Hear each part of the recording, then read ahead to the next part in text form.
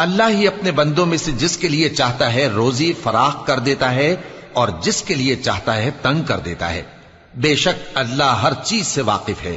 اور اگر تم ان سے پوچھو کہ آسمان سے پانی کس نے برسایا، پھر اس سے زمین کو اس کے مرنے کے بعد کس نے زندہ کیا، تو کہہ دیں گے کہ اللہ نے۔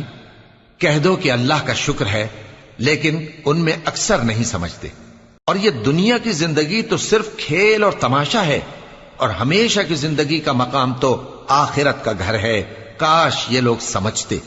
پھر جب یہ کشتی میں سوار ہوتے ہیں تو اللہ کو پکارتے، خالص کرتے ہوئے اسی کے لیے اطاعت کو، لیکن جب وہ ان کو نجات دے کر خشکی پر پہنچا دیتا ہے تو جھٹ شرک کرنے لگ جاتے ہیں، تاکہ جو ہم نے ان کو بخشا ہے اس کی ناشکری کریں اور فائدہ اٹھائیں۔ سو خیر ان قریب ان کو معلوم ہو جائے گا۔